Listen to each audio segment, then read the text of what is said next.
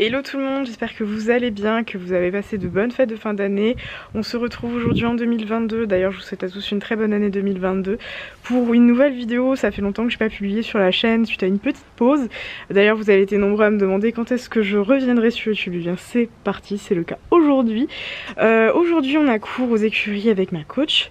Donc soit on saute, soit on fait du plage, je ne sais pas encore, on verra ça sur place, mais j'ai préparé pour sauter. Donc je croise les doigts pour sauter. Donc on va aller chercher Sapristi au pré, là elle est là-haut, donc je vais lui faire les soins, une nébu, la brosser avant de partir, préparer et ensuite on fera le cours. Donc j'espère que tout se passera bien, j'espère également que la vidéo vous plaira. C'est parti. On va faire la nébu à la jument, donc je vais sortir le nébulisateur, ensuite on va prendre ceci et je vais aller chercher les masques et le reste parce que...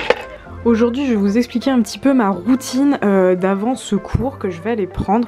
Donc du coup là comme vous pouvez le voir je suis en train de préparer sa nébulisation. Donc là je suis en train d'attacher le masque à nébuliser tout simplement. C'est le masque qui va permettre de tenir les capsules que vous voyez que je suis en train de remplir. Donc là je mets le produit de la nébulisation donc qui sera transformé en brouillard. Ensuite comme vous le voyez ici je vais brancher les capsules pour qu'ensuite avec le nébulisateur ça crée le brouillard et qu'elle puisse respirer ce brouillard qui va l'aider à respirer tout simplement. Donc comme vous pouvez le voir le brouillard s'est bien formé. Une fois que la nébu est en cours, je vais tout simplement aller la brosser. Donc je commence par passer un coup d'étrie américaine, puis un coup de petit bouchon plus doux. Donc vous voyez les petits poils qui commencent à voler, les températures qui se réchauffent. Ensuite on va venir faire les pieds, donc moi personnellement je lui mets assez peu de produits sur les sabots car elle a une corne vraiment de très bonne qualité et j'ai vraiment pas besoin de lui en mettre, donc une fois par semaine ça suffit, donc c'est pour ça que vous me voyez rarement graisser les sabots ou mettre de l'huile dessus. Ensuite ce que vous voyez là comme produit c'est du prépa à l'effort, donc c'est un gel chauffant qui va préparer les muscles à l'échauffement tout simplement, à être utilisé pour travailler. Donc je vais l'étaler avec une brosse de massage borstic et ensuite je vais mettre le chauffe-dos Back on Track pour que ça chauffe encore plus, ça lui prépare le dos à l'effort. Une fois que c'est fait, je la recouvre. Là je vais poser les guêtres de transport. Pour le transport j'ai une demi-heure de route pour aller aux écuries, donc je préfère mettre une petite paire de guêtres.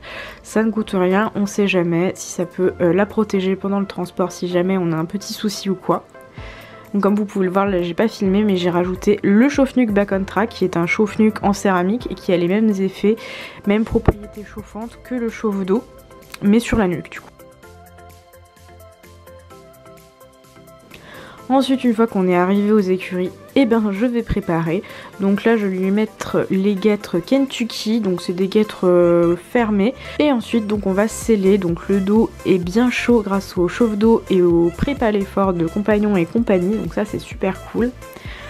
Donc on va sceller la petite bavette parce que du coup on avait prévu de sauter. Donc à savoir que moi au début je ne sangle pas et je resangle petit à petit. Ensuite je retire le chauffe-nuque Back on Track parce que du coup je ne monte pas avec, mais par contre je sais que vous pouvez le laisser sous votre filet. Et ensuite on va lui mettre son bridon pour aller commencer à travailler. Donc je ne l'ai pas sur la vidéo malheureusement, mais j'ai longé Sapristi une vingtaine de minutes avant de pouvoir monter. Parce que l'hiver déjà j'aime bien la longer avant de monter, ça évite qu'elle soit froide entre parenthèses, mais qu'elle puisse s'échauffer tranquillement. Et j'ai pas non plus toute ma détente au trot qu'on a fait dans le manège en attendant ma coach qui n'était pas encore arrivée. Mais voilà, donc Sapristi a été longée et ensuite on est parti dans la carrière pour travailler un petit peu.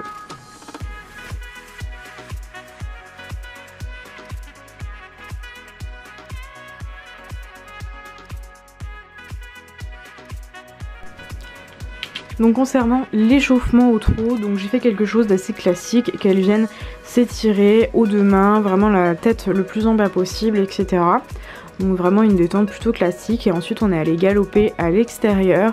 Donc là le but de ma détente au galop c'était vraiment de varier son attitude, de varier son amplitude pour travailler sur le contrôle. Donc en fait peu importe ce que je lui demande, qu'elle soit vraiment à l'écoute, parce qu'elle a vraiment besoin de ça, Sapristi. Il faut savoir que lorsque j'étais dans une écurie de CSO, pendant un hiver entier, j'ai travaillé ça tous les jours, le fait d'avancer, de reprendre, d'avancer, de reprendre.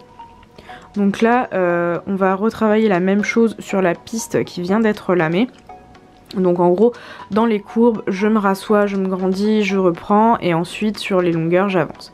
Donc là, fin d'échauffement, ma coach avait installé la petite ligne que vous voyez et elle m'avait demandé de passer le plus proche possible des chandeliers, tout simplement pour travailler sur le contrôle de la direction. Donc pas des allures mais de la direction cette fois-ci, et que la jument soit vraiment très au contrôle, très à l'écoute de ce que je lui demande. Donc si je veux passer à 10 cm des chandeliers, je passe à 10 cm de chandeliers.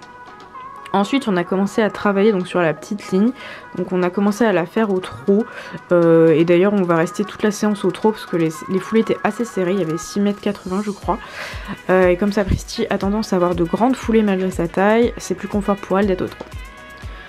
Donc le but c'était de l'aborder tranquillement, donc comme vous pouvez le voir, le contrôle je le perds un petit peu dans la ligne. Et je le retrouve ensuite en sortie de ligne, donc le but c'était vraiment de la récupérer le plus vite possible sans avoir de grosses interventions, sans tirer etc, mais juste qu'elle soit au contrôle et à l'écoute.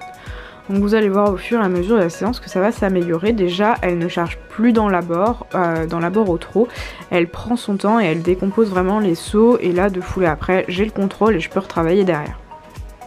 Donc elle mécanise plutôt pas mal, Sapristi. Moi dans ma position je faisais vraiment attention de ne pas avoir les mains dans le garrot, bloquées, c'est mon gros défaut. Là on change de pied pour récupérer à l'autre main et récupérer le contrôle, que la jument soit vraiment bien aux ordres et qu'on puisse repartir ensuite.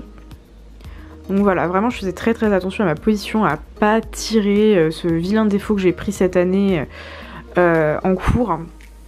Et à ne pas rester accrochée et à vraiment avancer les mains. Ça c'est un problème que j'ai toujours eu avec elle, du fait que j'avais eu très peu de contrôle au début avec elle, j'avais tendance à rester bloquée. Donc là vraiment vous voyez les mains qui s'avancent, c'est beaucoup mieux qu'avant. Et le contrôle qui revient derrière, ça c'est très agréable. Vraiment dès que je reprenais un tout petit peu, elle revenait tout de suite, donc c'était vraiment très bien. Même à l'abord, vous voyez que les abords ont bien évolué, que la jument elle prend son temps, elle décompose, et c'est vraiment très agréable dessus d'avoir un cheval qui prend son temps, qui décompose, qui revient vite et bien derrière, et qu'on peut retravailler ensuite vraiment. Donc j'étais plutôt contente parce que ça faisait vraiment longtemps qu'on n'avait pas sauté et ça fait vraiment du bien de reprendre en cours. Donc maintenant on va essayer de sauter 2 fois par mois, voilà. Et ensuite donc ma coach m'avait dit de galoper un petit peu comme ça et de la laisser faire et de voir si elle ne prenait pas le galop fort comme elle peut faire. Et effectivement elle restait vraiment au contrôle. Donc c'était vraiment une très bonne séance, j'étais vraiment très contente.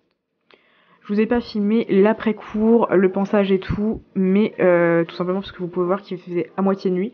Mais bien évidemment je l'ai fait, donc on met les protèques et on rentre.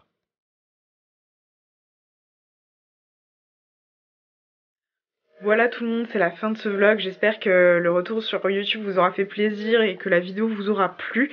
En tout cas moi je suis contente de vous retrouver et de vous faire les petites vidéos comme d'habitude, une fois par semaine.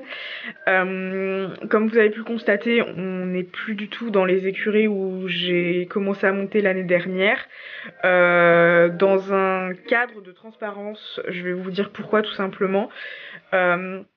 Moi c'est très simple, j'ai toujours été honnête avec vous, transparente avec vous. C'est pas pour critiquer qui que ce soit parce que clairement je m'en fous, mais voilà, je veux juste être transparente et honnête avec vous. Je trouve que ça s'est pas bien passé là-bas. Le coaching n'a pas du tout été à la hauteur de mes espérances. J'ai eu l'honnête sensation que ça ne s'est pas bien passé avec Sapristi, que ma jument n'était pas appréciée là-bas. On m'a dit que ma jument ne sauterait jamais et que de toute façon elle était pas faite pour sauter.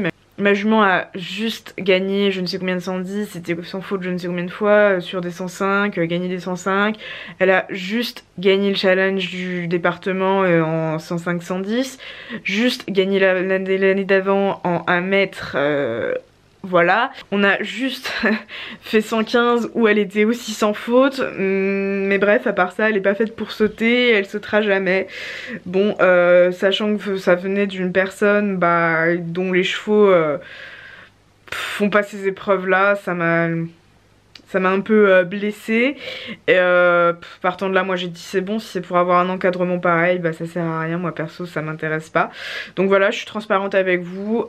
J'ai suivi ma coach de dressage qui est partie dans les écuries où on monte actuellement du coup, et ça se passe très bien à l'obstacle avec elle. D'ailleurs elle a déjà monté sa prestige à l'obstacle et ça s'est très bien passé, et comme par hasard, la jument elle a aucun problème. Moi perso j'ai sauté à la maison